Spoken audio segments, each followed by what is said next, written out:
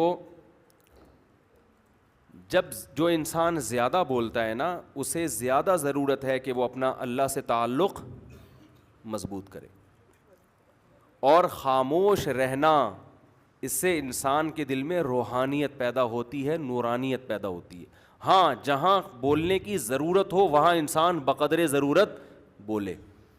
اور خاموش رہنا کی دو قسمیں ہیں, ایک تو اس لیے انسان خاموش رہتا ہے کہ بولنے کا کانفیڈنس ہی نہیں ہوتا, یہ خاموش رہنا معیوب ہے کیونکہ آپ گھبراتے ہو, بولا ہی نہیں جاتا آپ سے. بولنے کی پاور ہونا, اسپیکنگ پاور ہونا, یہ اللہ کی بہت بڑی نعمت ہے. تو یہ والا خاموشی مراد نہیں ہے کہ آپ کو شرم آ رہی ہے بولتے ہوئے, یہ تو آدمی دنیا میں کسی کام کا رہتا ہی نہیں ہے. بہت سے لوگ شرمیلے ہوتے ہیں, بولنے کے ٹائم پہ بھی نہیں بول رہے ہوتے, تو وہ سمجھتے ہیں کہ لوگ یہ کہ بہت نیک لوگ ہیں ماشاء اللہ, خاموش مزاج ہیں. خاموش مزاج نہیں ہے, شرمیلے ہیں یہ, بولنے کے ٹائم پہ بھی ان کی آواز نکلتی نہیں ہے. ہم جب حضرت مفتی رشید احمد صاحب رحمہ اللہ تعالیٰ کے پاس گئے نا, شروع میں جب کالج چھوڑ کے ہم گئے, تو وہاں بہت سے لوگ آیا کرتے تھے. حضرت کبھی کسی سے نام پوچھتے نا تو وہ شرمیلا نام ہی منہ سے اتنا ہلکا نکلتا کہ سنائی نہیں دیتا تھا. تو حضرت کو غصہ آتا, فرماتے ذرا زور سے بولو, آواز نہیں آ رہی ہے. پھر وہ زمین میں گڑتا جا رہا ہے کہ بھائی بڑے بزرگ, ان کا ایک روب بھی تھا. اچھا مجھے وہ واقعہ یاد ہے, مجھ سے حضرت نے نام پوچھا, میں کالج میں تھا اس وقت, صرف ملاقات کے لیے آیا, تو میں نے زور سے اپنا نام بتایا نا اونچی آواز میں, بڑے خوش ہوئے, کہا ماشاء اللہ. صحیح ہے نا, کیونکہ لوگ بولتے تھے ایسے جیسے زمین میں گڑے جا رہے ہیں. تو یہ خاموشی یا یہ تکلف پسندیدہ نہیں ہے. میں بھی لوگوں کو اندازہ لگا لیتا ہوں, ملنے کے لیے آتے ہیں نا, بھائی آپ یہاں بیٹھے ہو, یہیں سے اپنی بات ذرا اونچی آواز میں بتا دو. اونچی آواز میں نہیں بتا رہے ہوتے, قریب آ کے ناک میں گھس رہے ہوتے ہیں, وہ منہ میں گھسے جا رہے ہیں. تو یہ اسٹائل سے انسان کا اندازہ ہو جاتا ہے کہ یہ کانفیڈنس سے خالی آدمی ہے. سمجھتے ہو؟ تو آ رہا ہے وہ, بھائی تھوڑا پیچھے رہو یار, ادھر منہ کرو, تھوڑا سا پیچھے رہو. تو وہ گھسے جا رہے ہوتے ہیں, منہ کے اندر گھسے جا رہے ہوتے ہیں. تو یہ خاموشی شریعت میں پسندیدہ نہیں ہے. سمجھتے ہو کہ نہیں سمجھتے؟ وہ بولنا ناپسندیدہ ہے جس میں بولنے کا شوق ہو, تو اس کو شریعت نے پسند نہیں کیا. تو میں جو آیت لے کے چلا تھا بس وہ جلدی سے ترجمہ کر دیتا ہوں, وقت ختم ہو گیا ہے. تو ابھی پھر نماز کے بعد تھوڑی دیر انشاءاللہ 2-4 منٹ اور بول لیں گے, کیا کریں, تو بیٹھے ہیں مجبوراً بولنے کے لیے یہاں پہ. تو دیکھو خوب اچھی طرح سمجھو کہ اللہ تعالیٰ نے جو ہمیں پیدا کیا ہے نا, اس پیدائش کا بڑا مقصد ہے کہ اللہ اور بندے کا تعلق مضبوط ہو جائے. تو یہ تعلق بولنے سے نہیں ہوتا, یہ تعلق تنہائی میں عبادت کرنے سے ہوتا ہے. تبھی قرآن کیا کہہ رہا ہے, ھدی للمتقین, یہ کتاب ہدایت ہے پرہیزگار لوگوں کے لیے, یعنی جو پرہیزگار بننا چاہتے ہیں. الذین یقیمون الصلاۃ, ان کی سب سے پہلی علامت یہ ہے کہ وہ لوگ نماز کو قائم کرتے ہیں. تو اللہ سے تعلق پیدا کرنے کے لیے سب سے مضبوط چیز کیا ہے؟ نماز ہے. اس کے بغیر اللہ سے ریلیشن قائم نہیں ہوتا. نالج میں اضافہ ہو جائے گا, معلومات بڑھ جائیں گی. تو آج سے عزم کریں. دیکھو نماز کی ابتدا فرض سے ہوتی ہے. نبی صلی اللہ علیہ وسلم نے فرمایا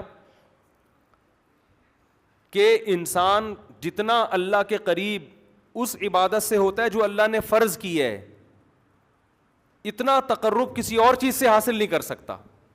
حضرت عمر نے دیکھا کہ ایک صحابی کے بارے میں پوچھا, فجر میں نہیں تھے, تو کسی نے کہا کہ وہ ساری رات عبادت کرتے رہے, آنکھ لگ گئی تھی.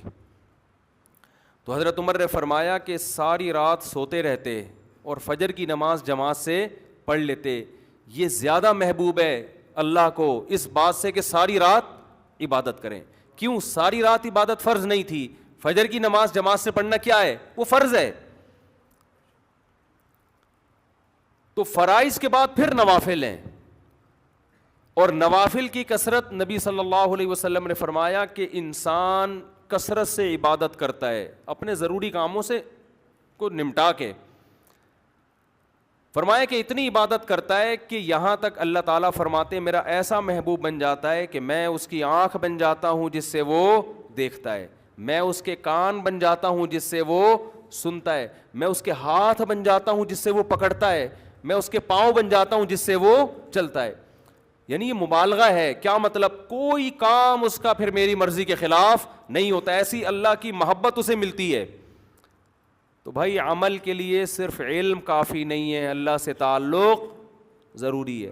اور یہ خوب اچھی طرح سمجھ لیں, یہ جو آج ڈپریشن, اسٹریس, ٹینشن, یہ سب چیزیں ہیں نا, یہ مسئلے گولیوں سے حل ہونے والے نہیں ہیں, یہ نفسیاتی ڈاکٹروں سے حل ہونے والے نہیں ہیں.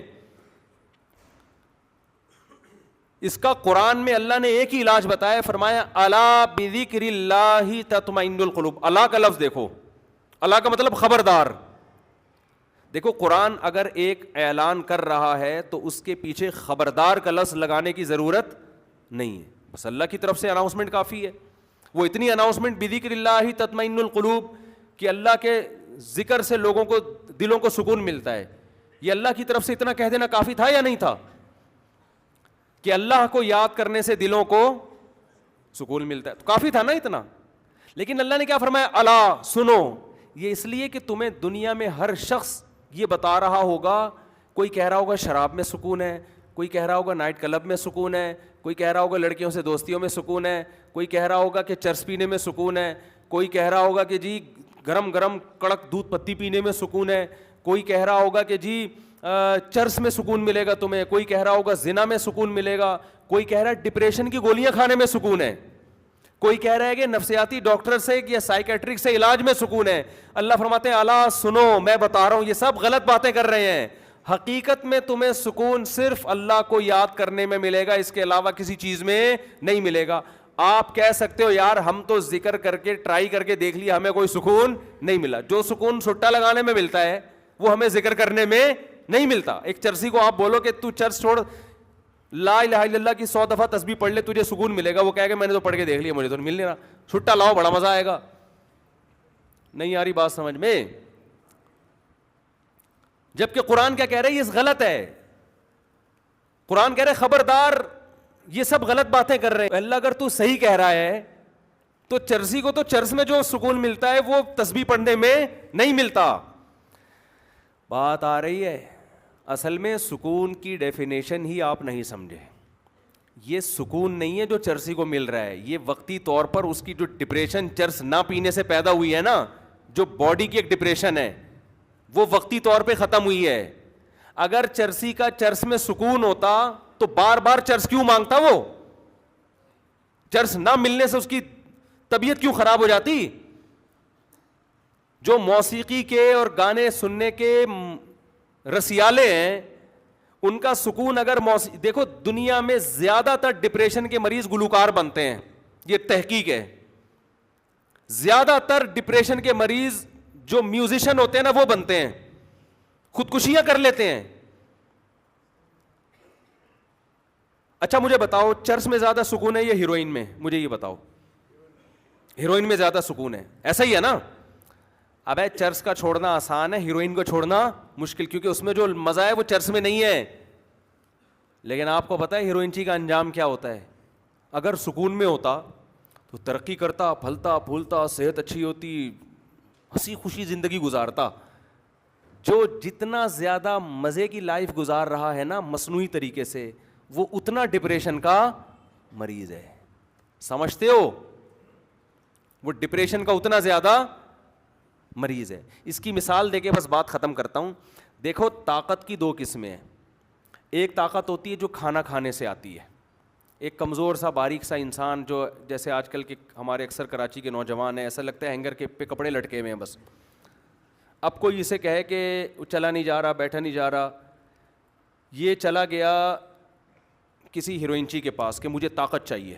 اس نے ہیروئن کا ایک ٹیکا لگا دیا, یہ اچھلے گا نا, چھلانگے مارے گا, کودے گا, ایک دم پاور آ جائے گی, آپ کی 32 پھاڑ دی اس نے. کیا مطلب, کیا طاقت آ گئی ہے اس میں؟ بولتے کیوں نہیں؟ نہیں بھائی یہ طاقت نہیں ہے, یہ وقتی ہے. ایک وقتی اس بلڈ کے سرکولیشن کو ایک چیز نے تیز کر دیا. اور یہ چلا گیا کسی ڈاکٹر حکیم کے پاس, حکیم صاحب میں چاہتا ہوں میرے جسم میں طاقت آ جائے. تو حکیم اس کو ڈائٹ پلان لکھ کے دے رہا ہے کہ جم جاؤ, تنکے کے دونوں طرف بٹن لگاؤ, روزانہ اٹھایا کرو. تھوڑے دنوں بعد وہ قمیض کے بٹن ہٹا کے شیروانی کے بٹن لگا دو, پھر ہوتے ہوتے وہ 2 بٹن, اس کے بعد پھر 1-1 کلو کا ویٹ. پھر ایک دن آئے گا ایسے ویٹ اٹھاؤ گے, اور اس دوران یہ پلان, اتنے انڈے کھانے, اتنی روٹیاں کھانی ہیں. اب وہ کہہ رہا ہے یار اس دن چرسی نے ٹیکا لگایا تھا, میں زبردست طاقت آ گئی تھی میری باڈی میں, اور یہ جو ڈاکٹر صاحب بتا رہے ہیں آج میں جم گیا تو جانے کے بعد بجائے طاقت آنے کے میں تو بالکل ہی پڑ گیا زمین پہ, 2 دن تو مجھ سے بستر پہ, میں نے تو پینوڈل کھائی ہے بھائی, اور یہ جو اس نے مرغے شرغے بولے تھے وہ میں نے کھائے, میرا تو پیٹ خراب ہو گیا. تو ڈاکٹر کیا بولے گا, اب ہے وہ طاقت نہیں ہے, وہ چرسی نے چرس کا ایک ٹیکا لگا دیا تجھ میں جو تو 2 منٹ اچھل رہا ہے. وہ تھوڑے دنوں میں جتنا ہے نا, ابھی تو ہینگر پہ کپڑے نظر آ رہے ہیں, ہینگر بھی غائب ہو جائے گا تھوڑے دنوں میں, صرف کرتا شلوار رہ جائے گا. تو نظر نہیں آئے گا, تو محسوس ہوگا لوگوں کو حقیقت محسوس ہوگا کہ کوئی بندہ تھا, رہے گا نہیں تو. اور میں جو طریقہ بتا رہا ہوں نا, اس میں وقتی طور پر تو بور ہو رہا ہے, درد بھی ہو رہا ہے, پین بھی ہو رہا ہے, ذرا کر کے دیکھ, 1-2 سال کے بعد دیکھنا. آج تو بٹن اٹھا رہا ہے, ٹھیک ہے نا, 1-2 سال کے بعد دیکھنا تیری قمیضیں پھٹنے لگیں گی. لوگ بولیں گے کرتا شلوار تھا, اب نہیں ہے, اب بندہ ہے, کرتا پتہ نہیں کہاں گیا اس کا. تو یاد رکھو, اللہ کے ذکر سے جو سکون ملتا ہے وہ ایسا نہیں ہوتا کہ آج بیٹھ گئے آپ نے, آج ایک تسبیح پڑھ لی, آج نماز پڑھ لی, کنٹینیو ایک کام کریں. یہ نیچر ہے, انسان کی فطرت ہے رب کی عبادت کرنا. اس ٹریک پر جب آئے گا تو آہستہ آہستہ آہستہ آہستہ اس کا دماغ فریش ہو جائے گا, آہستہ آہستہ وہ سکون میں جائے گا. اور یہ جو سکون ہے نا, موسیقی کا سکون, ایک فلم دیکھ لی, ایک ڈرامہ دیکھ لیا, کوئی فوج فلم دیکھ لی, اور جناب کوئی سٹا لگا لیا, یہ سکون برباد کرنے والی چیزیں ہیں. جیسے چرسی اور ہیروئن کو ٹیکا لگا دیا آپ نے. تو قرآن اس لیے کہہ رہے الا بذکر اللہ تطمئن القلوب, دلوں کو سکون اللہ کے ذکر, اللہ کی یاد کے علاوہ کسی چیز میں نہیں ملتا. کر کے تو دیکھو, ایسے نہیں ہوگا کہ آج تسبیح پڑھ لی تو ایک دم فٹ فاٹ ہو گئے, ٹھیک ہے نا. اللہ سے دل لگاؤ, کیونکہ دلوں پہ طاقت کس کی ہے, اللہ کی ہے. تو وہاں سے موٹیویشن ملے گی آپ کو, وہ سب اپنے آپ کو حوالے کر دو اس کے. انگریزوں نے بڑی تحقیقات کی, ہمارے ایک ریلیٹو ہیں امریکہ میں, انہوں نے کہا کہ گورے کہتے ہیں کہ یار یہ مسلمان قیدی جب جیل میں ہوتے ہیں نا, اکثر ڈپریشن میں نہیں جاتے, یہ پہلے زمانے کے قیدیوں کی بات ہے, اور جو غیر مسلم ہوتے ہیں وہ خودکشیوں پہ آ جاتے ہیں. انہوں نے کہا کہ وجہ اس کی ہے کہ مسلمانوں کے اپنے جیل کے اندر معمولات شروع, کوئی قرآن حفظ کر رہا ہے, کوئی تہجد پڑھ رہا ہے, کوئی جناب کوئی تسبیح کر رہا ہے, صحیح ہے نا, یہ اللہ اللہ کرنے میں لگ جاتے ہیں اس میں.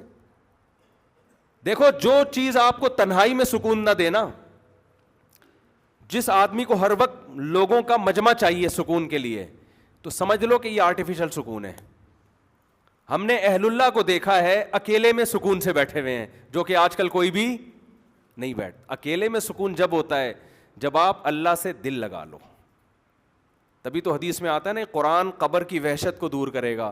کیوں, آپ دنیا میں تنہا تھے, اکیلے تھے, آپ نے قرآن سے دوستی لگا لی, تلاوت کرتے تھے آپ. سعودی عرب کے بڑے عالم تھے شیخ بن باز رحمہ اللہ تعالیٰ, ان کے بارے میں سنا کہ اتنا زیادہ ذکر کرتے تھے کہ بیت الخلاء میں جب جاتے تو زبان کو دانتوں سے بند کر لیتے تھے, کیونکہ وہ آٹومیٹک ذکر ہوتا تھا. یہی بات یہاں بر صغیر کے ایک عالم گزرے, قاری فتح محمد رحمہ اللہ تعالیٰ, ہمارے شیخ مفتی رشید احمد صاحب کے خلیفہ تھے. وہ قرآن کی تلاوت اتنی زیادہ کرتے تھے کہ جب بیت الخلاء یا واش روم جاتے تو زبان کو دانتوں سے دبا لیتے, کیونکہ آٹومیٹک ان کی زبان پہ تلاوت شروع ہو جاتی. ہم نہیں کہہ رہا کہ آپ اتنے بڑے بزرگ بنے, میں کہہ رہا ہوں بھائی فرض تو پڑھ لو نا.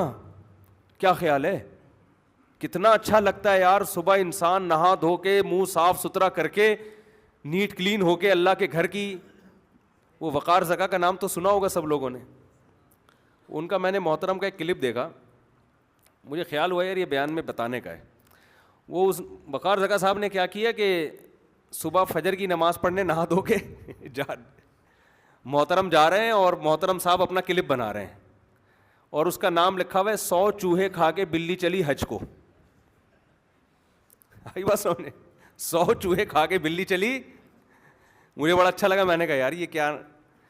تو وقار زکا صاحب نے کہا کہ دیکھو ٹھیک ہے, ہم 100 چوہے ہم نے کھائے ہیں دن بھر میں, لیکن ایک کام ہم اچھا کر رہے ہیں. تو یار چلو بلی حج کو جا رہی ہے تو 100 چوہے کھا کے اگر اس نے غلط کیا تو حج کرنے کے لیے یہ کام تو اچھا کیا نا. تو اس نے کہا آپ صبح صبح اٹھیں, نہائے دھوئیں, اور فجر کی نماز جا کے پڑھیں. تو مجھے اس لیے اچھا لگا کہ یار ایک لبرل آدمی جب اس طرح کی بات کرے گا نا تو چلو ایک اچھا پیغام دیا نا لوگوں کو کہ یار سارا دن آپ بے شک بیٹھ کے 100 چوہے کھا لو, دن کی ابتدا تو تمیز سے کرو نا. میں نہیں کہہ رہا کہ وہ 100 چوہے کھانے والی بات صحیح ہے غلط ہے, اس بحث میں میں نہیں پڑھ رہا, کسی کی شخصیت پہ میں نہیں جاتا کہ کون صحیح ہے کون غلط ہے, لیکن میسج بڑا اچھا دے دیا. میں نے بڑی رپلائی کیا, میں نے کہا یار یہ میسج بڑا خاندانی دیا. بہت سے لوگوں کو شاید اس سے خیال ہو کہ یار دن بھر جو مرضی بدماشیاں کریں, دن کی ابتدا تو کم از کم تمیز سے ہو جائے نا. تو صبح صبح نہا دھو کے آپ کبھی نہاؤ نہیں, بے شک سردیوں میں وضو کر لو آپ, ویسے نہا کے آؤ ٹھنڈے پانی سے, مزہ نہ آئے پیسے واپس. سردیوں میں کراچی کی سردی قابل برداشت ہوتی ہے, صبح آپ ٹھنڈے پانی سے نہاؤ, پہلا مگا کاکڑ دن نہ کرے گا, اس کے بعد بالکل ٹائٹ ہو جائے گا حساب کے. یا شاور جب کھولو گے تو پہلی جو چھینٹیں پڑیں گی وہ ایک دم ڈرن کر کے آپ ہلو گے, وائبریشن ہوگی, ری اسٹارٹ ہو جاؤ گے آپ, بڑا ٹائٹ ہو جائے گا کام, بس ختم کر رہا ہوں. تو جب نہا دھو کے آپ آؤ تو آپ دیکھو کیسا سکون ملتا ہے انسان کو. ہماری عبادت جو اسلام نے رکھی ہے نا اس میں طہارت رکھ دی ہے, اس طہارت سے اس عبادت کا مزہ دگنا ہو گیا ہے.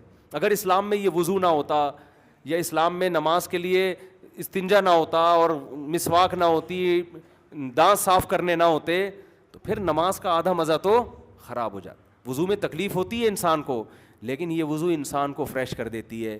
پھر پاک کپڑے پہن کے آنے کا حکم ہے, اگر ناپاکی کے ساتھ اجازت ہوتی نماز کی روحانیت ختم ہو جاتی. کتنا اچھا لگتا ہے فجر کی نماز میں, اور جو فجر میں آ گیا اس کا مطلب باقی ساری نمازیں پڑھ لے گا وہ. تو ارادہ کریں میرے بھائی کچھ اللہ کا کو یاد کرنے کی, اور ارادے ابتدا کس سے کرنی ہے؟ فرض نماز سے. اور جرمانہ رکھیں اپنے اوپر. ابھی جتنے لوگ بیٹھے ہوئے ہیں عزم کریں کہ جس کی کل فجر کی جماعت گئی اس کا ناشتہ گیا. ناشتہ اسی دن کرنا ہے جس دن فجر کی نماز جماعت سے پڑھنی ہے. جب تک سزا نہیں دیں گے اپنے آپ کو, انسان کو موٹیویشن نہیں ملتی, انسان کا بچہ بولو نہیں بنتا. سمجھتے ہو؟ اللہ عمل کی توفیق عطا فرمائے. آ گئے دلہن کے وکیل؟ چلیں یہ نکاح پڑھا لوں پھر یہ بات کمپلیٹ کرتا ہوں. جناب اکرام الغنی صدیقی صاحب, سوری سید ذوالفقار حسین صاحب, آپ نے مجھے اجازت دی ہے کہ میں سعد احمد والفیروز احمد کا نکاح 1 لاکھ مہر میں ندا بنت سید مسعود حسین سے کروں, اجازت ہے؟ الحمدللہ نحمدہ ونستعینہ ونستغفرہ ونؤمن بہ ونتوکل علیہ ونعوذ باللہ من شرور انفسنا ومن سیئات اعمالنا من يهده الله فلا مضل له ومن يضلل فلا هادي له ونشهد ان لا اله الا الله وحده لا شريك له ونشهد ان محمدا عبده ورسوله صلى الله تعالى عليه وعلى اله واصحابه وبارك وسلم تسليما كثيرا كثيرا. اما بعد فاعوذ بالله من الشيطان الرجيم. بسم الله الرحمن الرحيم. يا ايها الناس اتقوا ربكم الذي خلقكم من نفس واحده وخلق منها زوجها وبث منهما رجالا كثيرا ونساء واتقوا الله الذي تساءلون به والأرحام إن الله كان عليكم رقيبا. وقال تعالى يا أيها الذين آمنوا اتقوا الله وقولوا قولا سديدا يصلح لكم أعمالكم ويغفر لكم ذنوبكم ومن يطع الله ورسوله فقد فاز فوزا عظيما. وقال النبي صلى الله عليه وسلم النكاح من سنتي وقال فمن رغب عن سنتي فليس مني. وقال النبي صلى الله عليه وسلم تزوجوا الودود الولود فإني مباهي بكم الأمم. وقال النبي صلى الله عليه وسلم تزوجوا ولا تكونوا كرهبان النصارى. جناب سعد احمد والفیروز احمد, میں نے آپ کا نکاح 1 لاکھ مہر میں ندا بنت سید مسعود حسین سے کیا. آپ نے اس نکاح کو قبول کیا؟ زور سے بول دیں نا. جزاک اللہ. دعا کریں اللہ تعالیٰ برکت دے. الحمدللہ رب العالمین والعاقبۃ للمتقین والصلاۃ والسلام علی رسولہ الکریم وعلی آلہ وصحبہ اجمعین. اے اللہ اس نکاح کو اپنے دربار میں قبول فرما. اے اللہ اس کی برکتیں میاں بیوی کو کامل طور پہ نصیب فرما. تادم حیات محبت الفت کے ساتھ زندگی گزارنے کی توفیق نصیب فرما. آپس کے اختلاف و انتشار سے, لڑائی جھگڑوں سے, ہر قسم کے شر فساد سے اللہ ان دونوں کی حفاظت فرما. اس نکاح کو اللہ دونوں کے خاندانوں میں جوڑ کا ذریعہ بنا, دونوں کے خاندانوں میں محبت الفت کا ذریعہ بنا, دونوں کے خاندانوں کو آپس کے اختلاف و انتشار سے اور ہر قسم کے شر سے اللہ محفوظ فرما. جس کی جو جائز مراد ہے اللہ اس کی مراد کو پورا فرما.